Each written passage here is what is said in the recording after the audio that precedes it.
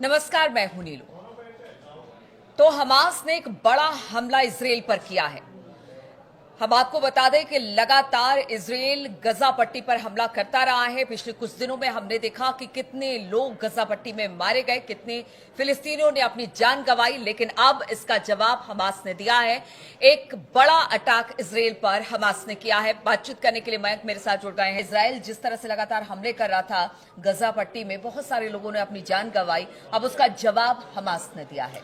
देखिए, ये साल का सबसे बड़ा हमला माना जा रहा है जो हमास की तरफ से इजराइल पर किया गया। जो इन्फॉर्मेशंस आ रही हैं उसके मुताबिक ये हमला कल रात को किया गया है, रात के 9 बजे के करीब। और सबसे बड़ी बात यह है कि ये जो रॉकेट्स फायर किए गए, जो हमास की तरफ से पहले भी इस तरह से किया जा रहा था कि बहुत ही कम समय में एक साथ कई रॉकेट्स फायर किए गए, और आधे से ज्यादा रॉकेट्स बताया जा रहा है कि वो इजराइल में सटीक ठिकानों पे जहां टारगेट किए गए थे वहां पे गिरे हैं। इजराइल का defence system, air defence system एक बार फिर बुरी तरह से फेल हुआ है। आयरन डोम सिस्टम इन रॉकेट्स को, मिसाइल्स को नहीं रोक पाया।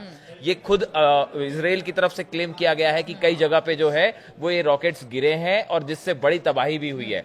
सोशल मीडिया में इसकी तस्वीरें सामने आनी शुरू हो गई हैं। देखिए, इजराइल पे जब भी अटैक होता है तो जल्दी तस्वीरें बाहर नहीं आती, लेकिन सोशल मीडिया पे इस हमलों की तस्वीरें सामने आने लगी हैं और कई रॉकेट्स तो अपार्टमेंट से टकराते हुए भी दिखाई दिए हैं कि जो रॉकेट्स थे वो किसी अपार्टमेंट से टकरा रहे हैं या किसी पर्टिकुलर बिल्डिंग पे गिर रहे हैं। हुआ है, बड़े नुकसान की खबर आई है इजराइल से, और इजराइल ने भी ये बात मानी है कि ये हमला हुआ है। और देखिए, गौर करने वाली बात ये, इजराइल के प्रधानमंत्री बेंजामिन नेतन्याहू अमेरिका की यात्रा पर जाने के लिए तेल अवीव में अपने प्लेन में बैठे हुए थे।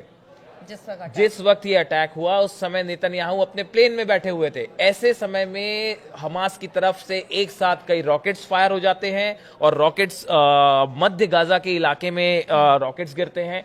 उसके बाद जैसी ये खबर आई कि हमास की तरफ से रॉकेट्स फायर हैं और उससे बड़ा नुकसान हुआ इजराइल में, इजराइल के जो डिफेंस मिनिस्टर हैं कार्ड्स, उन्होंने फौरन फोन किया नेतन्याहू को। वो प्लेन में थे और उनको पूरा अपडेट किया गया कि भाई बड़े तौर पे हमास की तरफ से हमला हुआ है।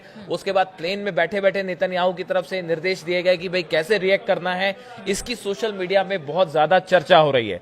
देखिए, कहा जा रहा है कि इजराइल के प्रधानमंत्री जो है नेतन्याहू अब ट्रंप से मिलने के बाद ये तय करेंगे कि अब गाजा का क्या किया जाए, अगला गाजा में क्या कदम होगा इजराइल का। लेकिन उसके बीच हमास का ये बड़ा हमला एक प्रकार से बहुत बड़ा मैसेज देता है कि भाई आप हमको कमजोर ना समझें और हम गजा खाली नहीं करेंगे और आखिरी सांस तक लड़ाई करेंगे, चाहे आप कितने ज्यादा शक्तिशाली क्यों ना हो।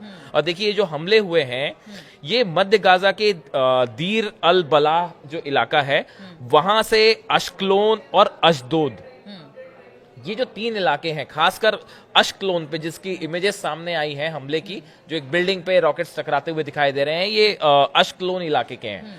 देखिए, इस हमले से 2-3 चीजें जो हैं वो सामने आई हैं।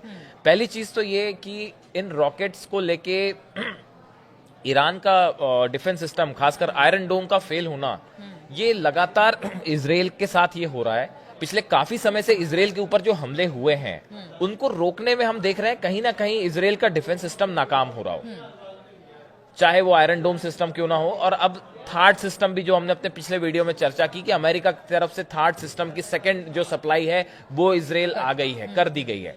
लेकिन आप देखिए कि अगर किसी तरह का युद्ध आगे होता है ईरान के साथ, तो उस वॉरफेयर में इजराइल की सुरक्षा के लिए डिफेंस सिस्टम बड़ा जरूरी था, एयर डिफेंस सिस्टम। लेकिन अगर वो फेल हो रहा है जैसा बार बार दिख रहा है, तो ये इजराइल के लिए और नेतन्याहू के लिए बड़ा झटका है। ये सिस्टम फेल हो रहा है मयंक, और लेकिन सबसे बड़ी बात ये है कि गजा पट्टी में जिस तरह की तबाही पिछले कुछ दिनों में हमने देखा कि इजराइल की तरफ से की गई, अंदर तक इजरायली सेना घुस गई है। इसके बावजूद भी अगर हमास वहां से वार कर रहा है इजराइल पर, तो ये बड़ी बात है, क्योंकि अब भी उन तक, वहां तक नहीं पहुंच पाई है इजरायली सेना। देखिए, अभी परसों की बात है कि हमास के जो प्रवक्ता है, स्पोक्स पर्सन है, उनकी तरफ से एक बयान जारी किया गया। उन्होंने कहा कि देखिए, जिस इलाके में अमेरिकन फोर्सेस हमला कर रही हैं, इन्हीं में से एक इलाकों में वो बंधक भी रखे गए हैं। और अगर आपकी स्ट्राइक में बंधक मारे जाते हैं तो उसके जिम्मेदार आप होंगे। ये हमास की तरफ से साफ साफ कह दिया गया है कि आप लगातार स्ट्राइक कर रहे हैं, एयर स्ट्राइक हो रही है, ड्रोन स्ट्राइक हो रही है, मिसाइल स्ट्राइक्स हो रही हैं, और आपकी किसी मिसाइल अगर या एयर स्ट्राइक में अगर बंधकों को हमने जहां रखा है वहां पे स्ट्राइक हो जाती है और वो मारे जाते हैं, तो जिम्मेदार आप। तो देखिए, एक बात तो है कि इजराइल वो बंधक कहाँ है पता लगाने में पूरी तरह से फेल है। उसके बाद आपने ठीक कहा कि इतने हमलों के बाद भी जो अल कासिम ब्रिगेड है, हमास का जो यूनिट है, इसके पास देखिए ईरान की तरफ से भी इसमें कोई दो मत नहीं है कि ईरान की तरफ से भी जो है वो हथियार सप्लाई हो रहे हैं। भले अभी वो चैनल कुछ समय के लिए बाधित रहा, लेकिन इसका मतलब ये नहीं है कि हमास के हथियार खत्म हो गए हैं या उसके पास सप्लाई रुक गई है पूरी तौर पे। तो ये जो अटैक है, इससे 2-3 संदेश बड़े साफ हैं कि हमास की तरफ से कि हम झुकने वाले नहीं है। आप अमेरिका जाके चाहे कोई डील कराइए, अगर आप चाहते हैं कि फिलिस्तीनी खाली कर देंगे गजा को, तो ऐसा नहीं होने वाला। बंधकों को हम तभी छोड़ेंगे जब आप हमसे टॉक्स करेंगे। बिना शर्तों के जो है उनको नहीं छोड़ा जाएगा। और तीसरा, अगर आप हम पे हमला करते हैं, फिलिस्तीनियों को हटाने की कोशिश करते हैं, तो आपको करारा जवाब दिया जाएगा। ये 3 संदेश जो है वो हमास की तरफ से क्लियर है। बिल्कुल, तो हमास ने बड़ी सही टाइमिंग चुनी है। जब नेतन्याहू अमेरिका जाने के लिए निकले थे, उसी वक्त ये बड़ा हमला हमास की तरफ से इजराइल में किया गया। फिलिस्तीनी जो है वो अपनी धरती नहीं छोड़कर जाएंगे, वो वहीं पर रहेंगे और इसके लिए चाहे उन्हें साम दाम दंड भेद किसी भी तरह से अगर कार्रवाई करनी पड़ेगी, चाहे वो अमेरिका के खिलाफ या फिर इजराइल के खिलाफ, वो करेंगे। चलिए, इस खबर पर लगातार हमारी नजर बनी रहेगी। आप बने रहिए हमारे साथ।